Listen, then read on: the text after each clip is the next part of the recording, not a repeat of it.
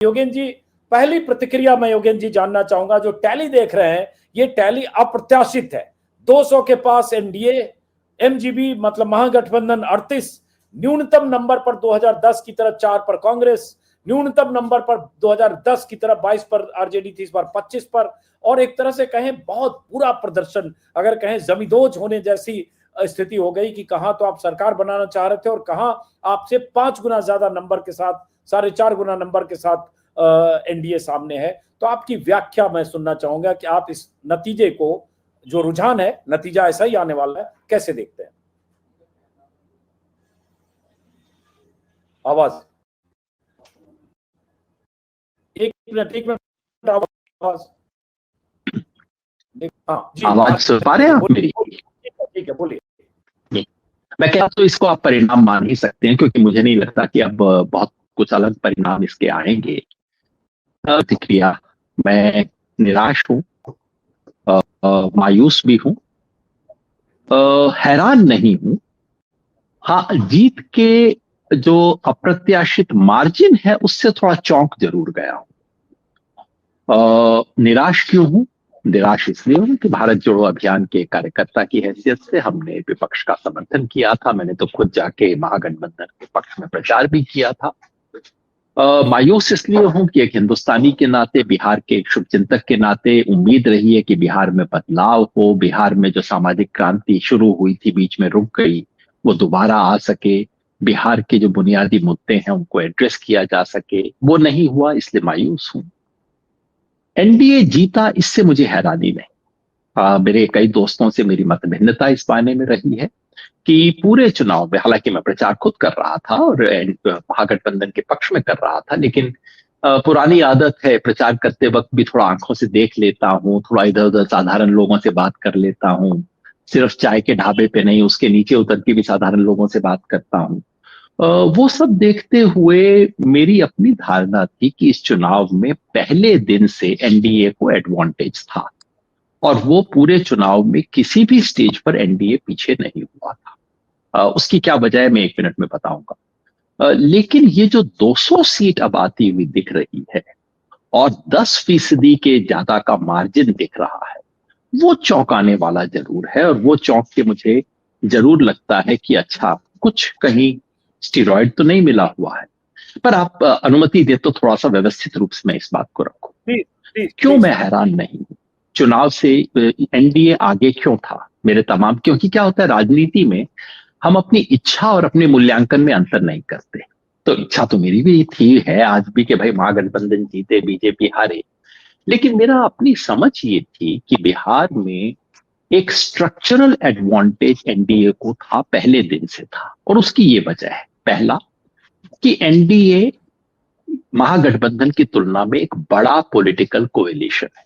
हम सब लोग कहते हैं कि भाई 2020 में तो दोनों बराबर थे, पर दरअसल थे नहीं, क्योंकि 2020 में चिराग पासवान बाहर थे अलायंस से। अगर उनको वापस जोड़ दिया जाए और जो कुछ भी उथल पुथल हुई है सबको देख लिया जाए, तो महागठबंधन की तुलना में एनडीए 2020 में भी 5% आगे था, जो बहुत बड़ा फासला होता है राजनीति में। लोकसभा चुनाव में 8% आगे था, आज 10% आगे है। तो नंबर 1, महागठबंधन एक बड़ा कुनबा है और बीजेपी ने किसी भी तरीके से एक बड़े कुनबे को अपने साथ बना के रखा है। नंबर 2, महागठबंधन की तुलना में एनडीए एक बड़ा सोशल कोएलिशन। महागठबंधन ले दे के बिहार के 40% वोटर के तालाब में अपनी मछली ढूंढता है और एनडीए कम से कम 50% वोटर में से अपनी वोट लेता है। महागठबंधन के पास यादव और मुसलमान हैं और साथ में 2-4 छोटी छोटी जातियां जुड़ के मुश्किल से 40% का आंकड़ा बनता है। जबकि एनडीए के साथ उसका कोर वोटर महागठबंधन से हो सकता है थोड़ा कम हो, फॉरवर्ड है, कुर्मी है, पासवान है, इस तरह के, लेकिन उसका जो ऑक्सिलरी वोटर है, ईबीसी, वो बहुत बड़ा है, कम से कम 20% और है। तो महागठबंधन की तुलना में एनडीए एक बड़ा सोशल कोएलिशन है। नंबर 3, इस बार नहीं, पिछले 3 चुनाव से लगातार महिलाओं का वोट 50% है। महिलाओं का वोट का टर्नआउट बढ़ रहा है और महिलाओं ने हमेशा जात बिरादरी से थोड़ा सा एक कदम अलग होते हुए एनडीए को ज्यादा वोट दिया है। और इस बार जो आखिरी मौके पे 10,000 रुपए की रिश्वत दे दी गई, उससे एक तरह से उस पर मोहर लग गई। चौथी वजह है तंत्र। तंत्र का मतलब सरकारी तंत्र का दुरुपयोग, मीडिया बिल्कुल खुल के बीजेपी और इनके साथ, एनडीए के साथ, पैसा एक तरफा, और अब चुनाव आयोग भी एक तरफा। तो इन चार वजह से एनडीए पहले दिन से इस चुनाव में आगे था। पलटा जा सकता था, हाँ पलटा तब जा सकता था अगर जो बिहार के बुनियादी मुद्दे हैं, गरीबी है, बेरोजगारी है, पलायन है, पूरा व्यवस्था मतलब त्रस्त वहां बिल्कुल चरमराई हुई है, उसको यदि चुनावी मुद्दा बना के जनता में एक जनता का एक जो, अगर वो होता तो ये पूरा जो बना हुआ पूरा समीकरण, राजनीतिक चीजें खत्म की जा सकती, उसको न्यूट्रलाइज किया जा सकता था। लेकिन जो मेरा अनुभव है, अलग साथी अनुभव रहा, मुझे वो जमीन पर दिखाई नहीं दिया। आपको ईमानदारी से कहूं तो जो मुझे हरियाणा में दिखा, परिणाम जो भी रहा हो, इसलिए परिणाम को साइड में रख रहा हूं, हरियाणा में सड़क पे बच्चा बच्चा जो बात कहता था, अरे भाई सरकार बदलेगी, अरे खट्टर ने तो कुछ काम ना किया। यहां तक कि मध्य प्रदेश में जो मैंने देखा शिवराज सिंह चौहान के बारे में, अरे 20 साल हो गया अब तो मामा जी जाओ, ये वाली जो सेंस हो गई थी, वैसी बिहार में नीतीश के बारे में नहीं थी। इनके आधार पे मेरा निष्कर्ष था कि एनडीए आगे है, स्पष्ट आगे है। एग्जिट पोल वगैरह तो जैसा आप जानते हैं मैं आजकल देखता नहीं, क्योंकि मेरा बिल्कुल कतई भरोसा नहीं बचा उन तरह की चीजों में जिस तरह में आजकल होती है। तो आगे थी, लेकिन आगे का मतलब 200 सीट ले जाएगा, ये अभी भी मुझे गले के नीचे उतारने में दिक्कत हो रही है। और कहीं डर लग रहा है कि इसमें कहीं तंत्र की भूमिका ज्यादा तो नहीं है। अभी उससे अधिक मैं नहीं कहूंगा, लेकिन ये मैं जरूर कहूंगा कि केवल तंत्र को दोष देना और केवल ये सोचना कि भाई केवल हेराफेरी की वजह से परिणाम आया है, ऐसा मुझे नहीं लगता। योगेंद्र जी, आपको याद होगा शायद, मुझे लगता है 1 महीने पहले हमारी आपकी बात हुई थी। मैं बेगूसराय में था, आप कहीं छपरा सिवान जा रहे थे, और हम लोगों ने सोचा कि क्या कहीं हम लोग बीच में कहीं बात कर सकते हैं क्या। शायद आपको अररिया जाना था, मुझे कहीं और जाना था, दोनों की दिशा दो तरफ थी, तो हम मिल नहीं पाए। लेकिन हमें याद है अच्छी तरह से कि आपने हमसे भी मेरी भी राय पूछी थी, और मैंने आपको साफ गोई से कहा था कि एनडीए को काफी एज है, और मैंने जो वजह महिला और बाकी सारे वजह थे, अगर याद होगा। और 1 महीने से मुझे लगता है 50 लोग, including JDU leaders, RJD, Congress, तमाम पत्रकार हम लोगों से जो बात कर रहे थे, सबसे मैं लगातार कह रहा था एग्जिट पोल और या फर्स्ट पेज पोलिंग के पहले कि एनडीए को काफी एज है, किसी भी सूरत में सरकार उनकी बनेगी, चाहे 130 से बने, 40 से बने, 35 से बने। ये सच है कि 200 को के फिगर को टच कर जाएगा, ये हम तो छोड़िए। अमित शाह अगर नारा दे रहे थे कि अब की बार 160 पार, दैट मींस उनका मैक्सिमम नंबर 160 था, क्योंकि जैसे लोकसभा में 400 पार दे रहे थे, तो कोई लीडर अपने मैक्सिमम नंबर का नारा देता है। अब 160 पार जब अमित शाह कह रहे थे, जो इसके पूरे कहें पूरे चुनाव की रणनीति के सूत्र, तो यहाँ 200 हो गया, मतलब उनके मैक्सिमम नंबर को भी 40 बियॉन्ड एक्सपेक्टेशन, बियॉन्ड एक्सपेक्टेशन है। तो अब आप इसको कैसे डिफाइन करते हैं? आपने 4 चीज कहा, महिलाएं कहा, पैसा कहा, चुनाव आयोग कहा, लेकिन क्या ऐसा था कि जिसको रीड नहीं कर पाए? बड़े पैमाने पर वोटर्स चाहते थे कि रिटेन करें, कुछ नाराजगी थी महागठबंधन से, कुछ हर सीट पर कुछ ऐसा समीकरण जाति आधार पे कुछ हो रहा था। इसकी और डिटेलिंग करें, व्याख्या, तो कैसे इसको हम डिकोड करें? देखिए, वैसे तो क्या होता है कि हमारी चुनावी पद्धति ऐसी है अजीत भाई, कि जहां वोट 1% रहा। देखिए शुरुआत में हम तो, आप और मैं, हम सब मान रहे थे कि एनडीए को 4-5% का एडवांटेज है। मैं तो सीटों की टर्म्स में सोचता ही नहीं, मैं तो केवल वोट परसेंटेज सोचता हूं। तो 4-5% का एडवांटेज था। 4-5% का एडवांटेज होता तो वो 160-65 के करीब कहीं आके टिकते। तो 5-6% का एडवांटेज कब 9-10% हो गया, यही एक सवाल है। क्योंकि जैसे ही 9-10% हो जाएगा, वो एकदम 200 के आंकड़े पे आ जाएगा। 205 भी हो सकता है, उसमें कोई खास बात नहीं।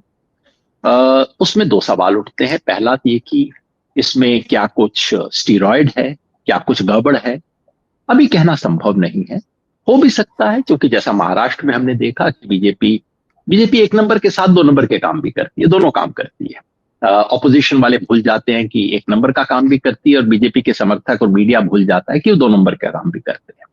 तो कहीं अति उत्साह के अंदर 2 नंबर का काम कुछ ज्यादा कर दिया हो और थोड़ा सा आंकड़ा उनकी रीच से भी ज्यादा पहुंच गया हो, ये संभव है। लेकिन जो लेजिटिमेट चीज है, जो हमारी आंख के सामने है, उसको हमें समझने की कोशिश करनी चाहिए। मेरे ख्याल से 2 बातें हुई हैं।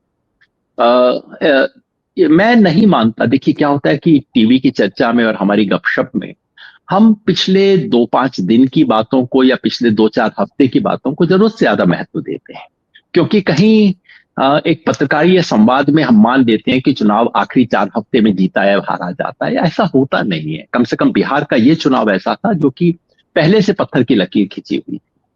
वो क्यों थी और वो क्यों नहीं बदली, वो एक असली सवाल है। मैं समझता हूं उसमें दो दो अगर आप देखें कि महागठबंधन की तरफ से क्या नहीं हुआ जो हो सकता था। अ, अ, तेजस्वी यादव जो कि बिहार के सबसे लोकप्रिय नेता रहे, अभी तक रहे, अभी तक उनकी रेटिंग नीतीश कुमार से थोड़ी सी ज्यादा रही। तेजस्वी यादव को अपने पिताजी से एक लेसन सीखना चाहिए था और एक चीज उनकी मिटानी चाहिए। वो 2 चीज नहीं। सीखना क्या चाहिए था कि 90 के दशक में जब जनता दल और बाद में राष्ट्रीय जनता दल आया, बिहार में सामाजिक न्याय की क्रांति हुई, वो केवल यादव मुस्लिम गठबंधन नहीं था, वो बिहार के तमाम गरीब गुरबा का गठबंधन था, जिसमें तमाम लोग जो कि सत्ता से बहिष्कृत रहे, समाज का पूरा जो हाशियाग्रस्त समुदाय था वो उसमें शामिल था। धीरे धीरे वो गरीब गुरबा का गठबंधन केवल यादव मुस्लिम के गठबंधन में बदलता गया। इसमें कोई शक नहीं है कि इस बार फिर यादव मुस्लिम ने जम के सपोर्ट किया है और हो सकता है पिछली बार से ज्यादा ही किया हो। मैं अभी जानता नहीं, एग्जैक्ट एमआईएम का आंकड़ा आ जाए उसके बाद हम बता पाएंगे। लेकिन जैसे जैसे यादव और मुस्लिम आरजेडी के पक्ष में उत्साह और अति उत्साह से खड़े होते हैं, उसका परिणाम यह होता है कि समाज का बहुत बड़ा वर्ग एनडीए के पक्ष में खड़ा होना शुरू हो जाता है। मुसलमानों के बारे में, क्योंकि उससे सांप्रदायिक ध्रुवीकरण होता है, बीजेपी को हिंदू कार्ड खेलने में आसानी होती है। और यादवों के उत्साह का असर सिर्फ फॉरवर्ड कास्ट पे नहीं पड़ता, बिहार के कई कमजोर ईबीसी वर्ग में भी एक तरह का भय और एक आशंका पैदा होती है कि अच्छा इनका राज आ रहा है। उसकी काट बनाने की कोई कोशिश नहीं हुई। तो उन्हें जो अपने पिताजी से सीखने की जरूरत है वो ये कि दोबारा गरीब गुरबा का अलायंस बनाया जाए। खासतौर पे इतना बड़ा जो ईबीसी वर्ग है, उसमें से केवल एक मल्लाह और एक आईआईपी को लाने से काम नहीं चलेगा। आपको एक, जैसा अखिलेश ने वहां किया, डीएपी बनाया, अपना पीएडी बनाया, पीडीए बनाया, कुछ वैसा बनाने की जरूरत थी जो कि नहीं हो पाया। नंबर 2, ये जो जंगल राज की बात है, इसमें कोई संदेह नहीं है कि इसको बहुत जरूरत से ज्यादा उछाला गया। इसमें कोई संदेह नहीं है कि मीडिया ने इसके अंदर बहुत बड़ी भूमिका निभाई, तिल का ताड़ बनाया। लेकिन ये बात सच है कि आरजेडी के अंतिम राज में काफी अराजकता, इससे इंकार करने का कोई फायदा नहीं। और उस बात को जनता को भूलने नहीं जाता। तेजस्वी यादव को कोई तरीका निकालना था कि वो इस इस दाग को, उन्होंने शब्दों में ये बात कही, लेकिन केवल शब्दों में कहने से बात नहीं बनती, आपको इस दाग को मिटाने का तरीका ढूंढना होगा। वो उसका कोई इंतजाम नहीं कर सके। और इन सब के चलते बिहार में तमाम बदहाली के बावजूद, तमाम गरीबी के बावजूद, तमाम व्यवस्था के फेलियर के बावजूद, वो एक एंटी इनकम्बेंसी का आक्रोश नहीं था जो कि आपको दिखना चाहिए था। इसलिए नहीं कि सरकार से बहुत लोग संतुष्ट थे, इसलिए नहीं कि बिहार के हालात बहुत अच्छे थे, जो सारे टेलीविजन चैनल पे बैठ के इस वक्त लोग बता रहे होंगे कि बिहार तो स्वर्ग था तभी 200 सीट आई थी। ऐसा होता नहीं है राजनीति में। आपको एक प्रभावी और विश्वसनीय विकल्प दिखना चाहिए। वहां कहीं ना कहीं विपक्ष से चूक हुई। तो आज जबकि हम तंत्र की कमियां गिना रहे हैं, आज जब हम की चुनाव आयोग की गड़बड़ी बता रहे हैं, जो बतानी चाहिए, चुनाव आयोग बिल्कुल अंपायर की तरह नहीं, प्लेयर की तरह खेल रहा है, ये सब बात हमें बतानी चाहिए। लेकिन वो एक उंगली उठाते वक्त जो 3 उंगलियां हमारी अपनी तरफ आ रही है ना, मेरे अपने गिरेबान की तरफ आ रही है, उसकी तरफ देखने से हमें चूकना नहीं चाहिए। नहीं तो हम राजनीति को और भविष्य के लिए सही सबक नहीं सीख पाएंगे। एक सवाल और है, जैसे आपने 2 बार जिक्र किया स्टेरॉइड का कि क्या इसमें स्टेरॉइड है, क्योंकि जाहिर है 200 का नंबर टच कर जाना या 200 से एक ज्यादा ले आना अपने आप में अप्रत्याशित है और अनएक्सपेक्टेड है, क्योंकि अमित शाह ही 160 पार जब कह रहे थे तो उससे 40 ज्यादा। लेकिन स्टेरॉइड का मतलब क्या कहना चाह रहे हैं, थोड़ा और अगर हम खुलकर समझने की कोशिश करें। देखिए, वैसे 200 से अधिक अप्रत्याशित मतलब अभूतपूर्व नहीं है। आपको याद होगा 2010 में नीतीश कुमार ने जब पहला रिजीम था, उसके बाद इन्हें 206 के करीब सीट आई थी, जहां तक मुझे ध्यान बता रहा हूं सर। 2010 में 115 नीतीश कुमार को था, 91 बीजेपी को था, तो दोनों मिला के ऑलरेडी तो 206 हो गए। 206 सॉरी 206 जी 206 हो गई थी तब भी उनके पास, है ना। तो अब अभूतपूर्व नहीं है। और देखिए, बिहार में पिछले 15 साल में आप देखिए, ये जो 3 बड़ी फोर्सेस हैं बिहार की, इन 3 में से 2 जब भी मिली उनको बहुत बड़ी जीत हासिल हुई है, छोटी कभी नहीं हुई। 2020 अपवाद इसलिए था क्योंकि बीजेपी उस जेडीयू को हराने के चक्कर में लग गई थी, और जो चिराग पासवान बाहर चले गए थे। जो कुछ खेल हुआ था 2020 का आपको पता है। 2020 एकमात्र अपवाद है, नहीं तो तमाम चुनाव में जहां भी इन 3 में से 2 पार्टियां इकट्ठी हुई, वहां उसे बहुत बड़ी जीत हासिल हुई है। इस लिहाज से बहुत अभूतपूर्व नहीं है। लेकिन इस चुनाव का पूरा संदर्भ देखते हुए और जिस तरह की चीज चुनाव आयोग कर रहा है, वो देखते हुए कहीं ना कहीं एक संदेह होता है। एक खबर अभी भी आ रही है, मेरे को अभी किसी ने फोन करके बताया कि ऐसा तेजस्वी यादव कह रहे हैं कि नहीं, जमीन पर अभी भी 60-65 सीट पर हम आगे हैं, लेकिन चुनाव आयोग की वेबसाइट और आंकड़ों में नहीं दिखाया जा रहा। आप चुनाव आयोग जिस तरह के काम कर रहा है, उससे आप ऐसी बात से इनकार नहीं कर सकते। तो इस तरह के भी क्या खेल हैं, हम अभी जानते नहीं। और ये भी हम जानते हैं कि चुनाव में जब कोई एक पार्टी जीत रही होती है, आगे बढ़ रही होती है, तो 2-5 सीटें तो मैनेज हो जाती हैं, कलेक्टर को फोन करके, एसडीएम को फोन करके। ये ऐसी चीजें बीजेपी ने पहले भी की हैं। इस तरह की कुछ चीजें भी हो सकती है, इससे आप इनकार नहीं कर सकते, क्योंकि ये बात कि चुनाव आयोग निष्पक्ष तरीके से करेगा, अब इस पर तो किसी को भरोसा नहीं रहा ना। लेकिन योगेंद्र जी, जब आप कह रहे हैं ना कि अभूतपूर्व नहीं है, और आप बेंचमार्क 2010 का लेते हैं जब जेडीयू को 115 सीटें मिल गई थी और बीजेपी को 91 सीट, तो तब सर 2005 के बाद का दूसरा ही चुनाव था। नीतीश कुमार की बहुत सारी योजनाएं, और नीतीश कुमार ने जिस तरह से बिहार में 5 साल काम किया, एक तरह से जंगल राज के जो आरोप, बैगेज था, लॉ एंड ऑर्डर था, उन सबको सुधारा। महिलाओं के लिए, लड़कियों के लिए सुरक्षा का माहौल, उस दौर में उन्हें वो जबरदस्त वोट मिला। एक बात। अब आती है बात, 20 साल बाद चुनाव हो रहे हैं सर। नीतीश कुमार के 20 साल के राज पर कोई एंटी इनकम्बेंसी न दिखना, और तब 2010 दोहराना, तो 15 साल के गैप के बाद वहां आना, इसलिए अभूतपूर्व है। उस संदर्भ में देखें, एब्सोल्यूट नंबर में हो सकता है अभूतपूर्व ना लगे, लेकिन 15 साल के बाद तो अभूतपूर्व ही लगेगा सर। आप सही कह रहे हैं, इसीलिए मैं चौंका हूं। 2010 का मुझे याद है, आप भी उस वक्त एक्टिव रहे होंगे। मैं भी उस जमाने में प्रोफेशनल सेफोलॉजी किया करता था, और बिहार में घूम के मैंने पटना में आके अपने दोस्तों से कहा कि भैया, ये तो नीतीश के पक्ष में लहर चल रही है।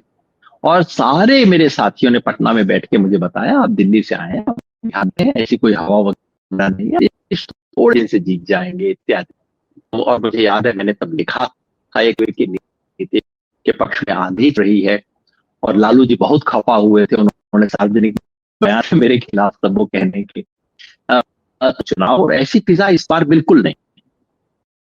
उसके पक्ष वो था कि अरे, नीतीश ने बिहार बदल दिया कर रहे हैं आप, वो बात थी। वो इस बार तो इसलिए जाहिर है जो मार्जिन है चौंकाता है, मन में थोड़ा सा शक पैदा कर कि हाँ भाई, जीत तो होनी थी, लेकिन जीत का ये समझ नहीं आता। तो वैसी बात है जैसा महाराष्ट्र में मैंने कहा, लोकसभा चुनाव के बाद विपक्ष ने जिस तरह की कोताही बरती, उसके बाद का जीतना, बीजेपी शिवसेना का जीतना मुझे समझ आता है। उन्होंने चुनाव लड़ा और वो जीत गए, लेकिन जितने मार्जिन से जीते, वो सच कहूं तो मुझे आज तक समझ नहीं आता।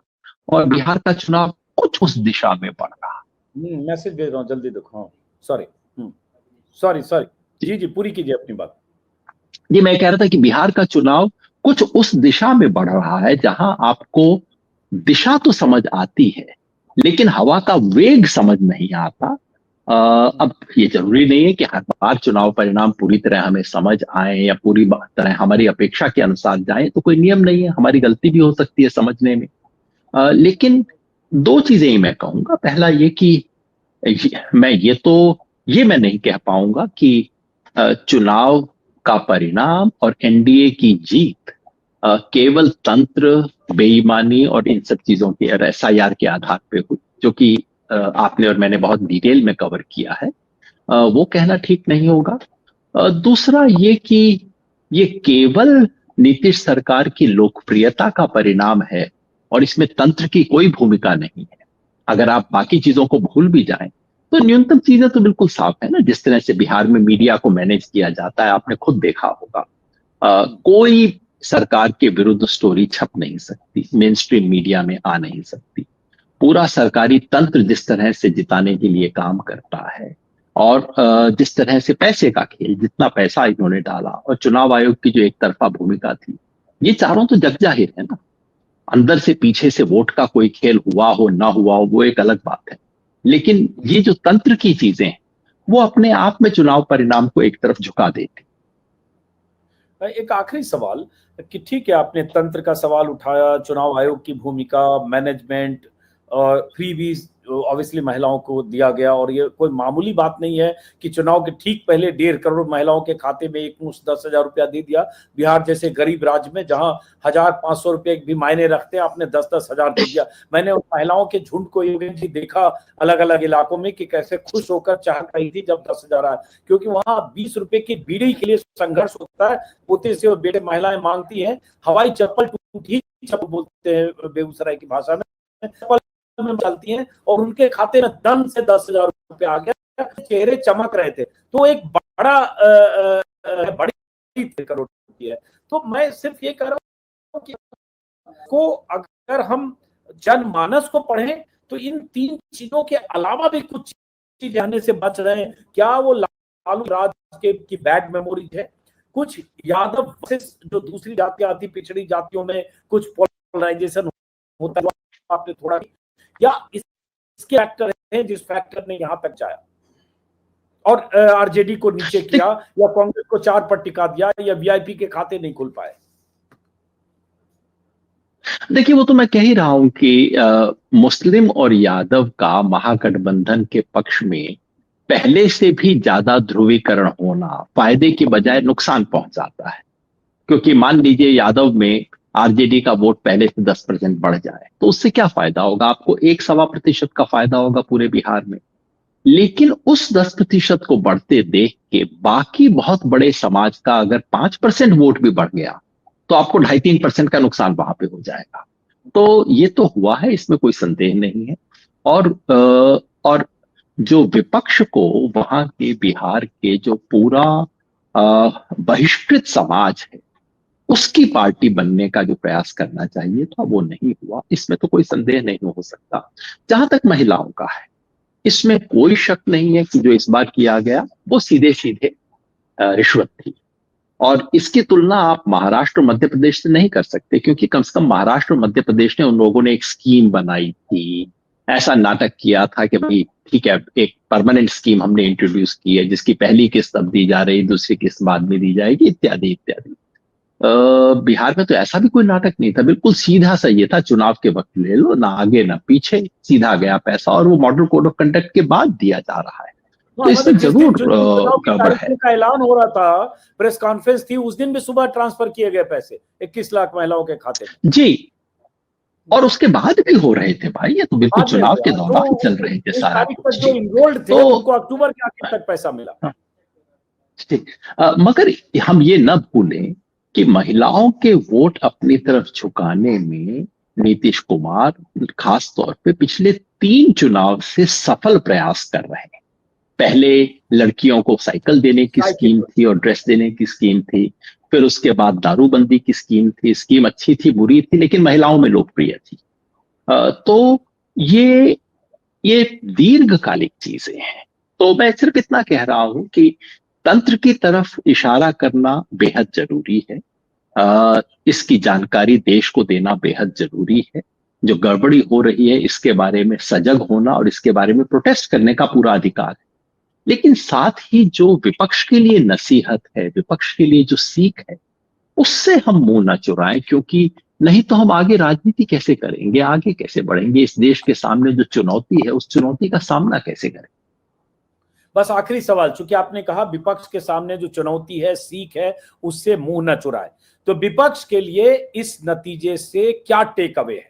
क्या विपक्ष को सीखने की जरूरत है कि विपक्ष मतलब आरजेडी, जो 2010 के चुनाव में आरजेडी को 22 सीटें मिली थी, लगभग वही है, 27 सीटें आरजेडी को है, और कांग्रेस को ठीक 4 सीटें मेरे ख्याल से 2010 के चुनाव में मिली थी, कांग्रेस वही है। तो विपक्ष के लिए क्या हासिल है, क्योंकि आगे चुनाव है, बंगाल में चुनाव है, असम में चुनाव है, उसके बाद फिर 2027 में यूपी में है, पंजाब में है। पहले बिहार के लिए देखिए, तेजस्वी बिहार के आज भी शायद सबसे लोकप्रिय नेता हैं। नीतीश कुमार से कम लोकप्रियता नहीं है, मगर तेजस्वी को वो 2-3 चीज करनी, वो हासिल करना होगा। एक व्यापक समाज का समर्थन, केवल यादव और मुस्लिम समाज के नेता होने से ज्यादा की छवि बनाना और लोगों में विश्वास जगाना सबसे जरूरी काम है। दूसरा, अगर मैं तुलना करके कह सकूं, जो काम प्रशांत किशोर ने किया, जिस पे हमने चर्चा नहीं किया, चर्चा का समय नहीं है उसके लिए, 2 साल तक गांव गांव में घूमने का जो काम प्रशांत किशोर ने किया, अगर वो काम तेजस्वी यादव ने किया होता, उनकी लोकप्रियता को देखते हुए, मुख्यमंत्री के रूप में उन्होंने जो अच्छे काम किए थे वो देखते हुए, अगर वो 2 साल गांव गांव घूमे होते तो आज संभव है कि तेजस्वी यादव आज बिहार के मुख्यमंत्री बने होते। तो ये विपक्ष के लिए, बिहार के लिए तो ये एक व्यापक संकेत है। पूरे विपक्ष के लिए मैं नहीं समझता कि आज का चुनाव किसी भी तरह से बंगाल, केरला, तमिलनाडु के ऊपर किसी भी तरह की एक टिप्पणी है। बस इतना है, जो जमीन पर रहकर लंबे समय तक संगठन बनाना करेगा वो मुकाबला करेगा।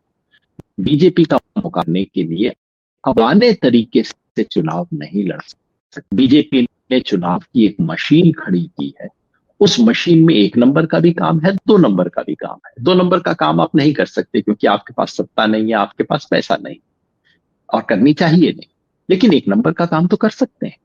तो वो चुनाव की मशीन खड़ी करना, डीएमके के पास वो मशीन है, डीएमके मुकाबला करेगी। केरला में दोनों पार्टियों के पास मशीन है, वो मुकाबला कर सकती। बंगाल में अगर ममता बनर्जी वो मशीन खड़ी कर सकती है, जिनकी क्षमता है उनके पास, तो मुकाबला कर सकती हैं। आपको मशीन चाहिए उसका मुकाबला करने के लिए। नंबर 2, सतत जनता के बीच में रहने के सिवा कोई रास्ता नहीं है, क्योंकि अगर नजदीकी का मुकाबला होगा तो बीजेपी तंत्र के सहारे जीतेगी। बीजेपी को हराने का एक ही तरीका है कि उसके विरुद्ध जनता एक हवा हो। जब हवा होगी, आंधी होगी, उसी चुनाव में बीजेपी हारेगी। तो वो आंधी बनाना, ये चुनौती बंगाल में भी है, ये चुनौती आसाम में भी है, जहां बीजेपी हार सकती है।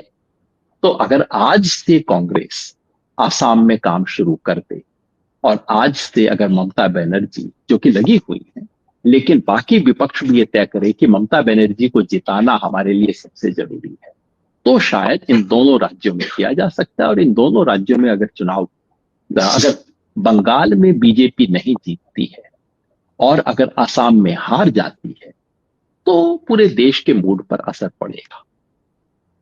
चलिए, आखिरी सवाल, चूंकि प्रशांत का आपने जिक्र किया, प्रशांत किशोर का खाता न खुलना जीरो पर, और जो मेरे पास बहुत सारी सीटों के बारे में जानकारी है, 1000, 500, 1500, 1200, 1400, 2200, 3200, 5000 के नीचे, अब टोटल नंबर नहीं है, हो सकता है 200 से ज्यादा सीटों पर उनकी जमानत जब्त हो जाए और खाता न खुले। वोट शेयर के बारे में अभी डिटेल नहीं हो, अन्य में इलेक्शन कमीशन ने डाल रखा है, इसलिए उनका हमें बाइफर्केशन नहीं मिल रहा है। उसको कैसे देखते हैं आप?